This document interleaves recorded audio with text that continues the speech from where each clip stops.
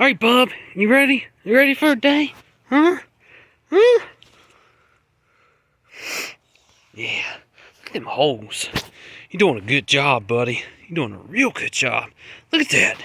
Look at that. You're digging the foundation for my house. Look at that. I mean, look. I can stand down in here now almost. Yep. Well, it looks like I got time machines there. Look at that. Look at that. You digging a trench, ain't you? Yeah.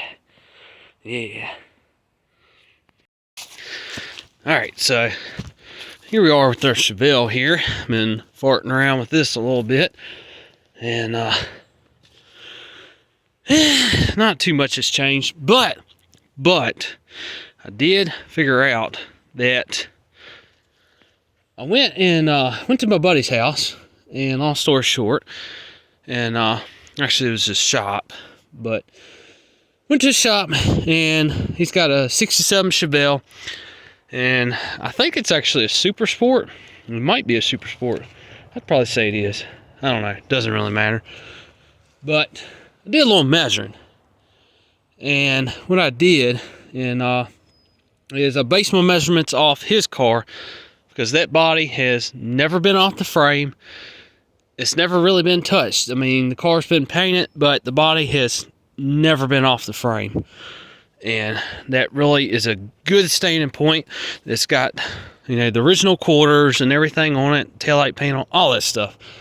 And pretty much, I think, I'm going to say probably just the whole car is pretty much all original sheet metal.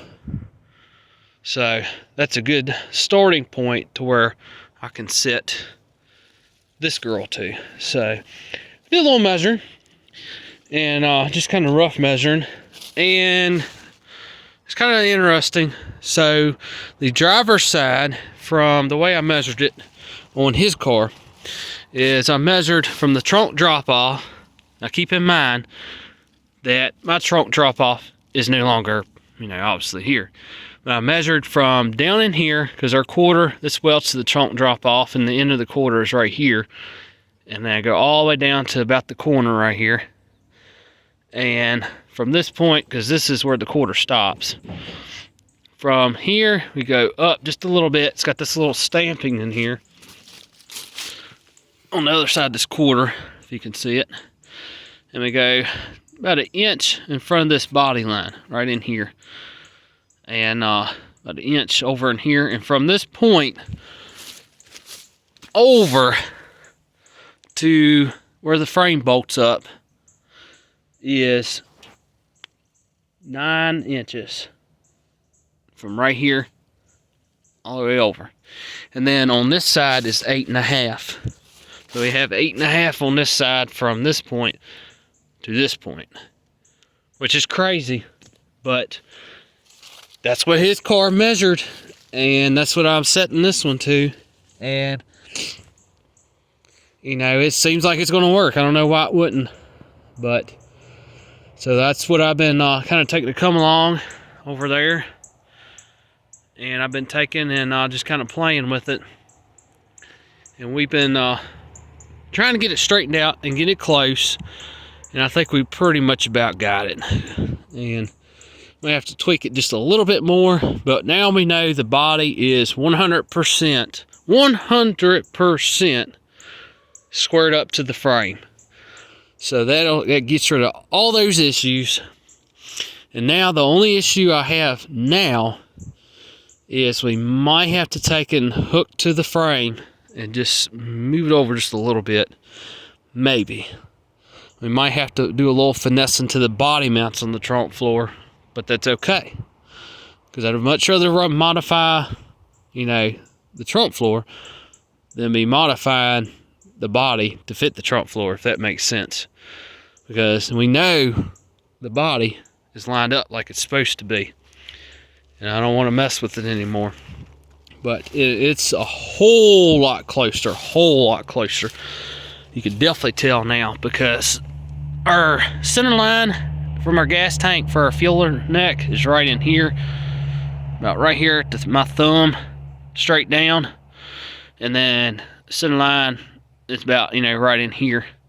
So it's You know, not far off at all. I'd say about 3/4 of an inch. That's about it.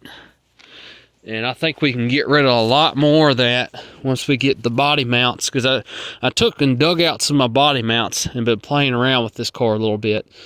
And I put them on it and kind of straightened out a little bit more, but I still 2 of them short, so I can't really see exactly where we're going to sit. But so far, it's looking like it's straightening out a whole lot better. So the only issues it's going to be, I think, is all the body mounts on the trunk floor. We're going to have to adjust. I mean, it's just no way around. We're going to have to modify them to make them work correctly. But that's okay, because like I said, the hard work is pretty much about done. Not quite, but it's definitely getting there. And now that I know that the body is set to exactly what my buddy's car is, and his is a 2-door hardtop too. You know, it's the exact same car, 67 Chevelle Malibu. His might be a super sport, but that's not really going to matter. This is a regular Malibu, but who cares? But that's pretty much the same thing. So I think we're going to be pretty good. And I'm going to play around. Oh my god, I had to get some more body mounts. But I'm going to play around a little bit, and we're going to tweak this taillight panel a little bit more and get a little bit closer. And I'm going to see if I can save this trunk lid. Well, I know I could save it, but if we can save it, you know, where it's acceptable, we'll say. When I say that, I mean, you know, we can clean it up, paint it, and, you know, it doesn't, you know, have that little crease right there. But I do have another one, but it's not quite as nice. But I'm trying to keep all original sheet metal on this car because it eliminates a pile of issues, and I'm hoping I might be able to just take a torch and just heat this area up and straighten it. I hope. I don't know, because it ends, it's just, yeah, it's about right here over. It's a little tweaked. So I'm hoping it didn't mess the hinges up. I don't think it did. But I think what happened, the long story short, I think what happened with this car is, this car, if I haven't mentioned it before, it had a trunk pan kit in it. And it was the 3-piece kit. You know, you had 3 sections. And they put the gas tank braces on and all that. And then it had the original taillight panel. Well, I say not the taillight panel, but this brace under the taillight panel was still on this car. It was still, the original was still there. And now I kind of kicked myself. I wish I would have kept it, but that's all right. It's done and over with. And I think what happened is when I took the trunk floor out, it made the body was not even squared up to the frame, for one. And for two, when I cut it out, I think it just made things a lot worse, and there was no structure back here whatsoever. And it made it really kind of rough looking. But now that wheel well there is kind of ugly right now. Because I did, you know, go in there, I tweaked it a little bit and pulled it out a little bit. And so I know it's got a heck of a gap right there, but and I can stick my finger in there. But that's okay. It's not horrible, but it could be straightened. And what I did is I got some self-drilling screws, sheet metal screws, and I'm going to come through here and we'll pull all this back tight against the new floor once we get our body mounts in. There we go. And it should straighten that up. And it's not too bad down here, a little bit ugly, but I'll have to put a little slice right here and fold this up to close that up right there at that edge. But it's not too bad. It's a little, definitely a little ugly right in here, but it's definitely getting there. And this side should close up pretty good. It's got a pretty good sized gap on this side, but we can take the fold on the pan and we can bend that out and tweak that just a little bit and make it work. But I mean, we could, because this will go back Yeah, we could tweak that and pull that back more to get to close this gap up. So it's definitely a lot closer. So, and the body mounts, they're definitely off, but they're not as bad. I mean, you can clearly see how rough that is. Look at the body mount. And the body's squared up to the frame. It is true now. So that tells you right there, it's in the pan. And when they put this thing on the jig, they pretty much just welded it wherever the hell they felt like it and called it good. So this is why I think if you buy a one-piece trunk floor or a one-piece floor pan, I would highly, highly, highly recommend buying them without braces, because it makes it a whole lot easier, because then you can tweak it and put them in the way they need to be. And then if the body mounts are off, you can go in there and, you know, move them however you need to be. You know, just make it the way it's supposed to be. Where in this case, I got to draw out every single spot weld on them brand new braces and shift all this stuff around. And it's just going to be a nightmare. So we'll make it work though. We'll make it work. These trunk pans are like $700 now. And I bought this trunk floor back in 2016. And it is just ridiculous nowadays. It really is. But I won't get into all that. But it's definitely coming along. It's definitely coming along. And I gotta tweak the taillight paint on just a little more on this side to get that gap closed up. And we're gonna take our sheet metal screws and we're gonna start putting stuff together. I gotta get a couple more body mounts. I gotta order those and get this thing sitting there true like it needs to be, so I can see where it's truly at. And we're just going to take sheet metal screws and screw everything together, get it where I want it, and we'll cut out a couple patch panels. We're not welding nothing until we get everything exactly where I want it, and get the deck lid and all that, you know, pretty close. And then we'll just go through and take one at a time and just plug weld it in, and then call it good. So it'd be nice to be able to get this car. It would be awesome if we could take this car and, now I'm gonna pull all the glass out of it. The windshield and the back glass just sitting in there, but I'll get all the side glass out too. But it'd be nice to just take this car and strip the rest of it down to bare metal, and then just get in an epoxy primer, and then just shoot it and be done. I'm not fixing all these dents and all that. You know, it's really a pretty straight body for the most part. But we're not fixing nothing except the rust issues, and just cleaning it up and just shoot it and be done with it, and just single stage it. That way it's done, you know. I want to get this done. This has been almost 16 years. 16 years, folks, with the Chevelle project. And it's time to put this thing to bed and finish it up and have fun with it and enjoy it instead of it sitting around rotting away. But it's definitely coming along, and tickled to death that things are finally coming along. We had to usually come along, but it's all fun and come along. Things are coming along, huh? There we go, come along, there we go. But I'm just tickled to death that we're finally getting somewhere with it. So, and if you're wondering, now this is up in the air, you know, but springtime, if we get this thing straightened out enough to where I can, you know, strip it all down to bare metal and epoxy primer it and shoot it, it's gonna be midnight blue like I've always wanted. And the 350 I got at the machine shop that had 0 deck and bore 30 over, it's a 94 TBI. We're gonna put that in here, and we're gonna put the Saginaw 4-speed back in here. And I know a couple videos back I said on this project, I was talking about putting a T5 in it and all that crazy stuff, but we're not going to do that because I don't have the money for that. I mean, look.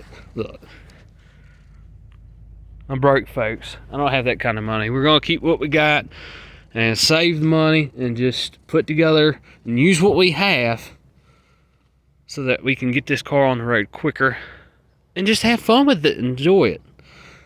So, and that'd be the best route anyway. So We're gonna take it 350. I still got to get the cylinder heads done yet, and it's gonna be a while with that.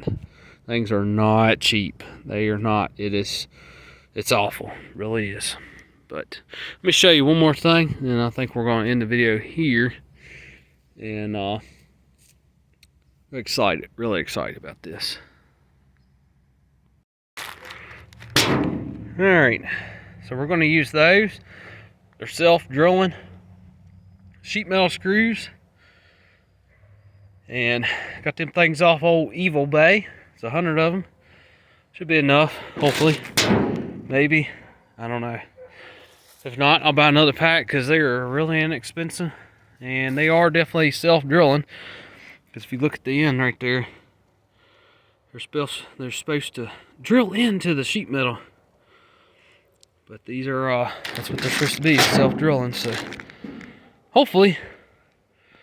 But I've heard of using self-tapping, but I think self-drilling with this kind of situation here, look at that crappy camera work, I think that's the way to go. But we're going to use those, and they're supposed to be I think they're 10 millimeter. No, that's not it. I think they're actually a 1/4 inch. Yeah, they're probably a 1/4 inch. Look at that crappy camera work. They are 10-1, so, but the threads look like they're maybe a 1/4. I don't know, but they're small enough that it's not gonna be a big deal. We'll take one out at a time, and we'll just weld it on. We'll just take our time, weld it in, and be done with it. And then, like I said, we're just gonna strip the car down completely to bare metal, so I can get all up inside the window channels and all that, and just fix what rot we got, and then prime it, and then just shoot it and call it good. I mean, it's just, I want to get it done. I really do. But that's where we're at. I'm really excited.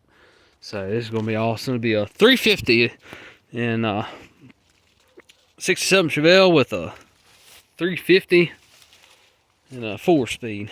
I say 350 and a 4-speed, but in reality, we're trying to make it period correct. We want to make it a 327. So, and I kind of got that feeling that's what was in this car at one time, the body. I think that's what this, whatever motor was in with the 67 body, I got that feeling it had a 327. I really do. I do know it was a Power Glide. I figured that out.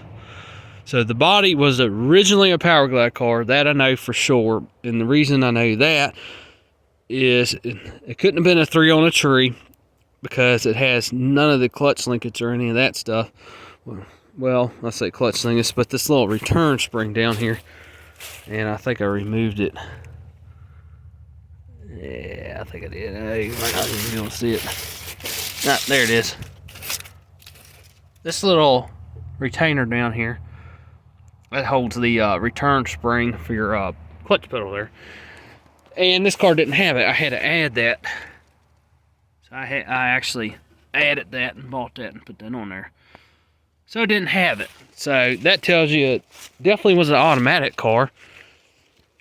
And to me, in 67, I think the only matic you could get, I think you could get maybe a Turbo 400 in 67.